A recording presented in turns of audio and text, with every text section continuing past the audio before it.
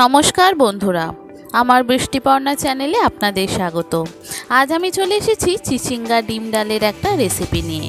এই চিচিঙ্গা দেখবেন এই গরমকালে প্রায়শই পাওয়া যায়। শুধুমুধু চিচিঙ্গার ঝালঝোল না খেয়ে এইভাবে একবার ডালটা ট্রাই করতে পারেন। চলুন তাহলে রেসিপিটি দেখে নেওয়া যাক। আমার এখানে ফ্রিজেতে এই একটি চিচিঙ্গা পড়েছিল, আর এটাকেই আজকে সদ্গতি করব। তো ভাবলাম ডালই করে ফেলি চিচিঙ্গা দিয়ে। তো চিচিঙ্গাকে ভালো করে ছাড়িয়ে, মানে খোলাটা একটু ছেঁচে, এটাকে ভালো করে সরু সরু করে পিস করে নেব। আর নিয়েছি একটু আলুটাও আমি বড় বড় ডুমো ডুমো করে কেটে নিয়েছি, কেননা আমার মেয়ের ডালেতে একটু আলু হলে ভালো লাগে খেতে। তো সেই জন্য চিচিঙ্গাটা আমাদের জন্য, আর আলুটা দিলাম। আলুটা অপশানাল, আপনারা দিতেও পারেন নাও পারেন। এবার এই চিচিঙ্গাগুলোকে এরকম সরু সরু করে কেটে নেব। সবকটা কেটে ধুয়ে পরিষ্কার করে নেব। একটু নিয়েছি পেঁয়াজ, একটা বড় সাইজের পেঁয়াজ, আর টমেটো নিয়েছি একটা মাঝারি সাইজের একটা টমেটো, আর নিয়েছি কয়েক কোয়া রসুন, তাকেও আমি সরু সরু করে ছোট ছোট করে কেটে নিয়েছি। আর এই চিচিঙ্গার যে দানাগুলো আছে, এই দানাগুলো কিন্তু ফেলে দেবেন, নালে কিন্তু মুখে লাগতে পারে। এইভাবে চিচিঙ্গাটা কেটে নেব।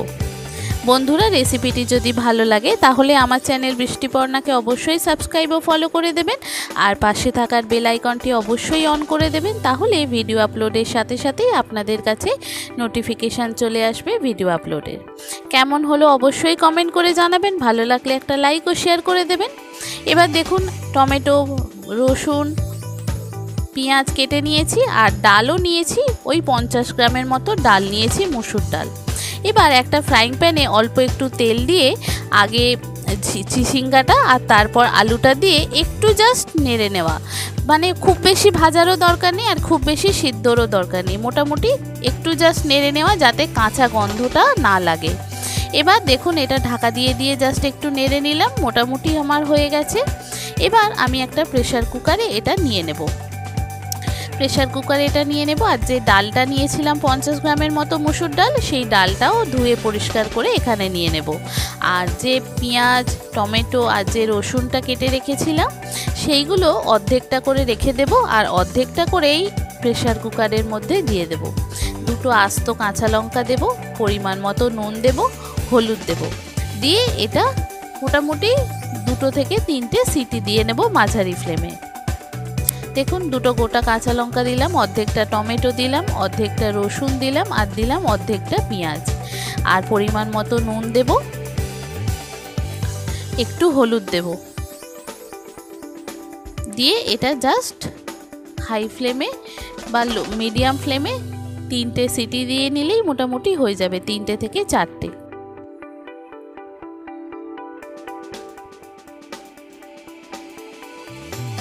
এবার ফিরে আসছি। দেখুন, আমার এখানে সব ডালটা একদম সিদ্ধ হয়ে গেছে।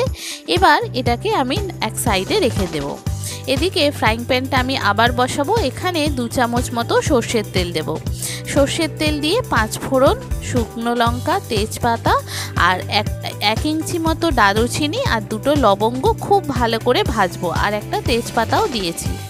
খুব ভালো করে যখন ভাজা হয়ে যাবে, ফোড়ন থেকে যখন সুন্দর গন্ধ বেরোবে, তখন যে পেঁয়াজ, রসুন, টমেটোটা কেটে রেখেছিলাম সেগুলো দিয়ে দেব এই তেলের মধ্যে, দিয়ে খুব ভালো করে ভেজে নেব। দেখুন, খুব ভালো করে ফোড়নটা আমার ভাজা হয়ে গেছে। এবার আমি যে পেঁয়াজ, রসুন আর টমেটোটা কেটে রেখেছিলাম সেগুলো এর মধ্যে দিয়ে দেব, দিয়ে খুব ভালো করে ভেজে নেব।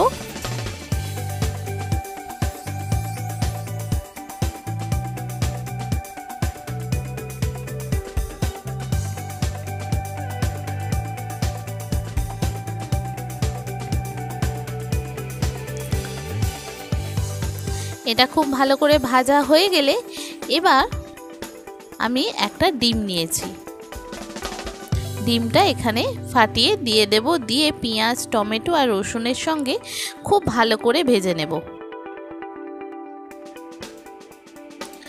খুব ভালো করে ভেজে নেওয়ার পর দেখুন, খুব ভালো করে ডিমটা পেঁয়াজ, টমেটো, রসুনের সঙ্গে ভেজে নিলাম। যখন খুব ভালো করে ভাজা হয়ে যাবে, তারপরে যে ডালটা আমি প্রেসার কুকারে সিদ্ধ করে রেখেছিলাম সেই ডালটা এর মধ্যে দিয়ে দেব। যে সমস্ত নতুন বন্ধুরা আমার ভিডিওটি দেখছেন অথচ আমার চ্যানেল বৃষ্টিপর্ণাকে সাবস্ক্রাইব ও ফলো করেননি, তাদেরকে অনুরোধ করব আমার চ্যানেল বৃষ্টিপর্ণাকে সাবস্ক্রাইব ও ফলো করে দেওয়ার জন্য। তাহলে ভিডিও আপলোডের সাথে সাথে আপনাদের কাছে নোটিফিকেশান চলে আসবে ভিডিও আপলোডে। কেমন হলো রেসিপিটা অবশ্যই কমেন্ট করে জানাবেন, ভালো লাগলে একটা লাইক ও শেয়ার করে দেবেন। দেখুন ডালটাও দিয়ে দিলাম আর প্রেসার কুকারটা ধুয়ে অল্প পরিমাণ জলও দিয়ে দিলাম। এবার এটা একটু ফুটে উঠলে এর মধ্যে একটু সামান্য জিরে গুঁড়ো দেব আর একটু সামান্য চিনি দেব আর নুনটা একটু চেক করে নেব। আর ঝাল যদি দিতে লাগে আপনারা গুঁড়ো লঙ্কাও দিতে পারেন, আমি এখানে আস্ত কাঁচা লঙ্কা দুটো দিলাম। দিয়ে এটা ভালো করে ফুটে উঠতে দেব। আর গ্রেভিটা আপনারা যেরকম চাইছেন সেরকম রাখবেন। ডালের গ্রেভিটা যদি আপনারা একটু পাতলা চান তাহলে পাতলা রাখবেন, আর যদি মনে একটু গাঢ় গাঢ় রাখবো তাহলে একটু হাই ফ্লেমে একটু ফুটিয়ে নিলেই হয়ে যাবে। খুব সুন্দর খেতে হয়, আগে না খেয়ে থাকলে এইভাবে একবার ট্রাই করতে পারেন বন্ধুরা, কথা দিচ্ছি খুব ভালো লাগবে। আর এই চিচিঙ্গার এক নাগারের ঝাল ঝোল না খেয়ে এইভাবে একবার ডালটা ট্রাই করতে পারেন, খুব সুন্দর খেতে হয়। মানে এই একটা তো পদ দিয়েই আপনার ভাত খাওয়া হয়ে যাবে, এত সুন্দর খেতে হয়। আমাদের তো করেছিলাম, খুব সুন্দর খেতে হয়েছিল। আগে না খেয়ে থাকলে এইভাবে একবার ট্রাই করতে পারেন বন্ধুরা। দেখুন এটা হয়ে গেছে। এবার নুন ঝালটাও চেক করে নিয়েছি। এবার এটা নামিয়ে নিয়ে সার্ভ করলেই রেডি। এবার এটাকে নামিয়ে নেব, একটু থকথকে মতো হবে। আর ডালটা যখন একটু ঠান্ডা হয়ে যাবে কিন্তু এটা একটু মাখো মাখো হয়ে যাবে। এবার এটা নামিয়ে নিলাম।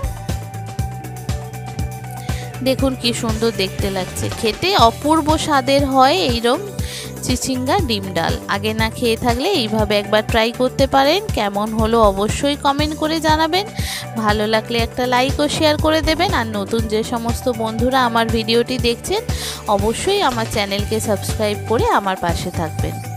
দেখেছেন কি সুন্দর দেখতে হয়েছে, আপনাদেরকে তুলে দেখাই। দেখুন খুব সুন্দর দেখতে যেমন হয়েছে, খেতেও কিন্তু অপূর্ব স্বাদের হয় এই রকম চিচিঙ্গা ডিম ডাল। আগে না খেয়ে থাকলে এখনই একবার ট্রাই করতে পারেন বন্ধুরা, খুব সুন্দর খেতে হয়। কেমন হলো জানাবেন, ভালো লাগলে একটা লাইক ও শেয়ার করে দেবেন। থ্যাংক ইউ বন্ধুরা।